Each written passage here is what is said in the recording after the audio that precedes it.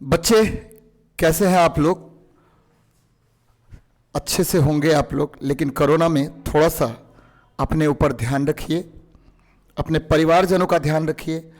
जितना ज़्यादा से ज़्यादा सोशल डिस्टेंसिंग का पालन करना हो पालन कीजिए, और सैनिटाइज़र, हाथ धोना, ये सब प्रमुख बातों का आप पालन करते हुए अपने जीवन की सबसे मूलभूत आवश्यकता जो पढ़ाई है उसको करने का प्रयास कीजिए। और उसी को अच्छे से आपके सामने करने के लिए हम लोग जो है प्रेमा फाउंडेशन की तरफ से मैं साइंस पढ़ाने आपको आया हूं। अब ये देखिए, ये जो प्रेमा फाउंडेशन है ये अदम्य आदित्य गुरुकुल और एम सिविल सर्विसेज की अनुषंगी संस्था है, और यहाँ पर हम लोग आपकी सेवा में उपलब्ध हैं और आपको अच्छे से पढ़ाने के बाद आपकी जितनी भी परेशानियां हैं उसको दूर करते हुए आपको जीवन में सफल कराने का एक प्रयास हम लोगों ने स्टार्ट किया है। उसमें मैं शशांक शेखर, आपका विज्ञान शिक्षक, और मैं बहुत सारी बातें आपको विज्ञान के संबंध में बताऊंगा।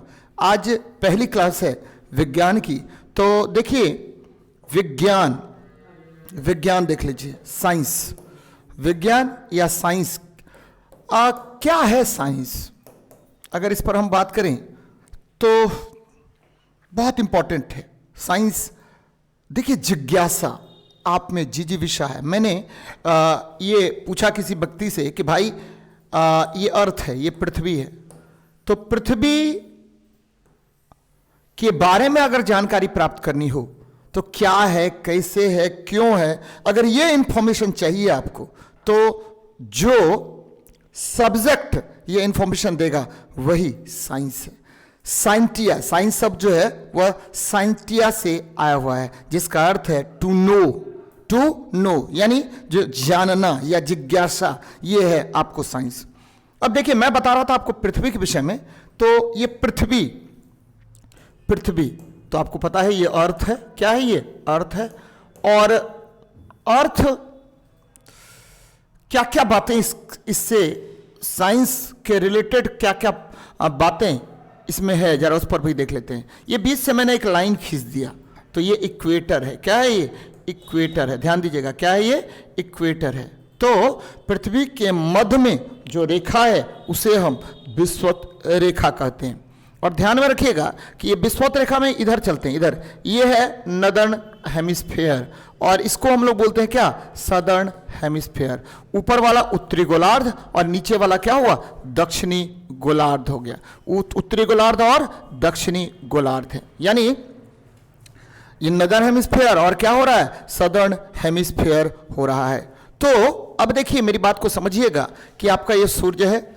सूर्य पृथ्वी पर सभी जैविक ऊर्जाओं का क्या होता है? स्रोत होता है। और यहां से सूर्य की रोशनी आई, आपको पता है कि ये किस विधि के द्वारा आएगा?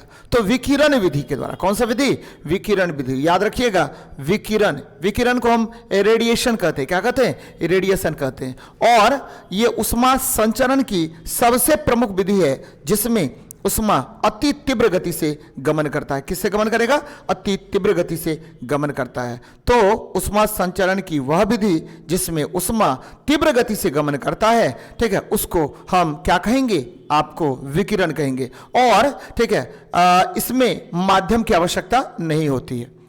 आपके दिमाग में चल रहा होगा कि सर उष्मा संचरण के कितनी विधियां, यानी ट्रांसमिशन ऑफ हीट जो है उसकी कितनी विधियां, उष्मा संचरण की कितनी विधियां होती हैं। तो जब भी उष्मा संचरण की विधि के विषय में हम चर्चा करेंगे तो उष्मा संचरण की मुख्य रूप से 3 विधि होती है। पहला विधि क्या हो गया? चालन। दूसरा विधि क्या हो गया? संवहन। तीसरा विधि क्या हो गया? विकिरण।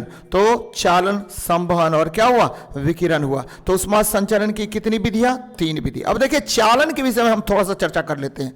आप लोग देखते होइएगा कि कभी कभी खाना बनाते हुए आप उसमें, ठीक है, जो आपका छोलनी है उसको उस पर छोड़ दिए हैं, या जिससे चला रहे हैं उसको छोड़ दिए हैं। थोड़ी देर के बाद आए और उसको पकड़ते हैं तो क्या होगा, पूरा गर्म हो जाता है। किस विधि के द्वारा? चालन विधि के द्वारा। यानी उष्मा संचरण की ऐसी विधि जिसमें केवल उष्मा का संचरण होता है कि एक अणु गर्म होकर के उष्मा दूसरे अणु को, दूसरा तीसरा, तीसरे चौथा, इस तरह से पूरा पदार्थ गर्म हो जाता है। इस विधि को हम लोग चालन कहते हैं। और ठीक है, यदि उष्मा संचरण की ऐसी विधि जिसमें उष्मा गर्म होकर, पदार्थ गर्म होकर क्या होगा, ऊपर की ओर जाएगा और ऊपर का ठंडा अणु नीचे की ओर आएगा, इस प्रकार पूरा पदार्थ गर्म हो जाएगा, और इस विधि को हम संवहन कहते हैं। क्या कहते हैं? संवहन कहते हैं। और अंत में क्या हो गया? विकिरण।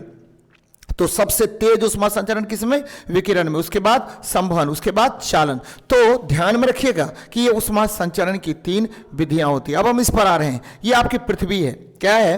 पृथ्वी है। जरा देख लीजिए, पृथ्वी को मैंने ऐसे किया था, ये देखिए, ये क्या हो गया, आपका विषुवत रेखा मैंने आपको बताया, ये इक्वेटर है। इससे ऊपर मैंने बताया ये नॉर्दर्न हेमिस्फीयर है। इसके नीचे मैंने बताया कि ये सदर्न हेमिस्फीयर है। ध्यान दीजिएगा मेरी बात को।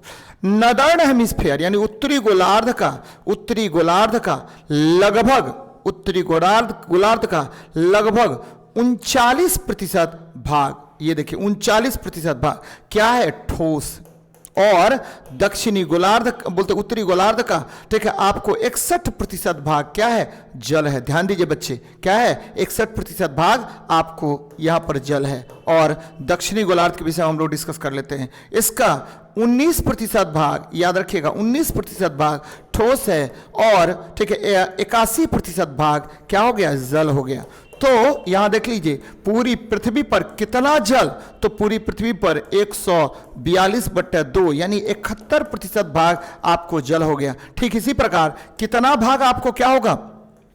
कितना भाग आपको ठोस होगा? तो 39 आप प्लस 19 कर लीजिए, यानी ठीक है, ये हो गया 48, बोलते हैं ये हो गया 39, आप प्लस क्या कीजिए 19/2 कर लीजिए, यानी आ गया 9 9 18 18, ये हो गया और 58 हो गया। 58 को 2 से भागा कीजिए तो 29% भाग क्या हो गया?